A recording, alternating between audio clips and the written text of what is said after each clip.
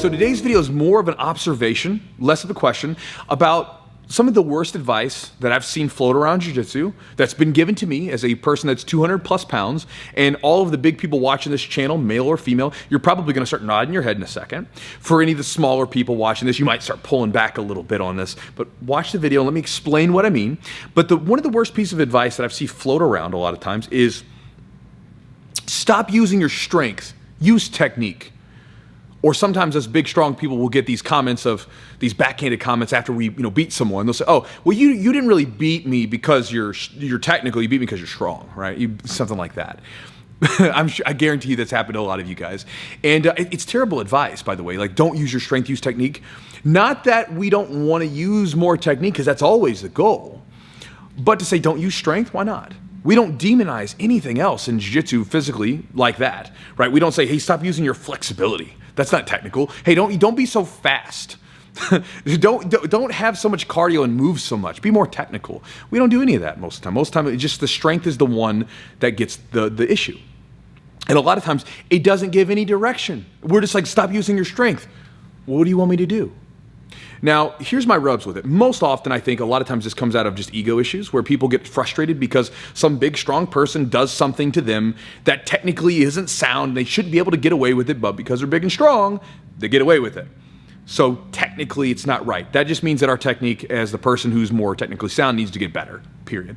But the real big issue that I have with it is that, one, everything requires strength. I know that jiu-jitsu has this mythology about strength versus technique and technique overall and leverage and everything else. These are all true to a degree, but we still use strength. Every time you contract a muscle to move, you're using strength on some level. If I want to pick up a damn glass of water and drink it, that's going to require strength and dexterity in my hands and my arms to do so. This is why if you have a very old person, very elderly, they could have trouble doing that. Or if you have a very small child, like a toddler, like they're trying to pick stuff up and they're spilling it everywhere, they don't have the required strength and dexterity and neuromuscular connections to do that efficiently, right? It's a problem. But as we do techniques in jiu-jitsu, we're always using strength on some level, So where is the line? Where is the arbitrary line where we're saying we're using too much versus enough or too little or whatever, right? Nobody knows. Nobody ever tells it like that. But that said, I know we intuitively do sometimes feel as coaches, a lot of times we can intuitively feel you're using strength, too much of it at the wrong times, and that is an issue. And I think that if we are as coaches going to say, don't use strength, use technique, we should say, hey, don't use too much strength here, guide it over here and do this, and when you get here, now you can use a little bit of strength. Use it in this particular fashion so it's more in a technical fashion and it doesn't wear you out as fast and you're getting more bang for your buck as far as physical expenditure. But I think that telling someone you're just using too much strength is, it's an issue. Now, here's the deal. I've seen this happen multiple times with guys that have come to my gym who were big, strong people who were told relentlessly not to use their strength, and it hindered their abilities. One guy in particular, very big, strong guy, was near 300 pounds, and he's solid. He's a brick house, right? We make a joke when he works on his rear naked choke defense. I'm like, just flex your traps. But he's a big, strong guy, and when he first came and started training with us, there was no pressure. I remember him being on top of me in side control, and I felt like I had 150 pounders who had more pressure on me.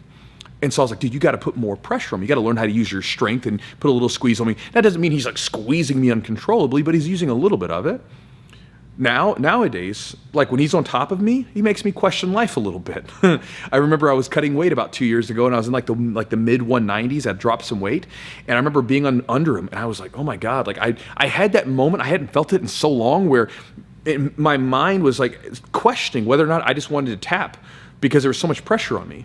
I was like, oh crap. Like, now obviously I didn't tap, I fought out of it, but it was a weird feeling. I hadn't felt that in a while. I was like, I got up and I slapped him on the back. I was like, now that's some pressure. That's what I want to feel from you.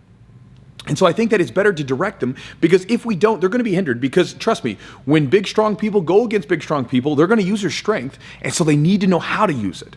Likewise, if we don't give them some idea of how to use it properly, it'll end up finding itself in really bad places where it's almost like emotions. Like people who don't know how to deal with their emotions, they find themselves in the middle of the highway doing road rage because they just boil over to the surface, or they lash out at family members because they don't have some outlet. We want to know how to use the strength properly, because just because you tell someone not to use strength doesn't mean it's not there. It's still there. So instead of saying don't use it, say here's how to use it. Because if you don't do that, what's going to end up happening is that person who's consciously trying not to use their strength, they're going to get up in some weird scramble or whatever else, and all of a sudden they're going to power through something, and it could be like something where they should zig instead of zag, and then they end up hurting someone. And so we want to give the person the power of this over this attribute that they have, so this way they can discern when to use it, when not to use it. Right? So if they're going against a 130-pounder, they know how to use their strength or let off of the strength to some degree and be more technical. But then when they go up against a bigger, stronger person, they can be more strong and they can use more power if they need it. And so that's my idea. Again, it's just a short idea, short observation. And here's my question to you. If you're a big, strong person watching this video right now, comment down below. Let me know. Have you ever been told, don't use your strength, use technique, or something like that, or some backhanded comment about being strong? And likewise, if you're a little bit smaller, feel free to comment with your thoughts on it. I'm curious to see what you guys would say. But yeah, that's the video. So that's my idea on being big and strong in jiu-jitsu as far as don't use your strength. And guys, I'll talk to you next time.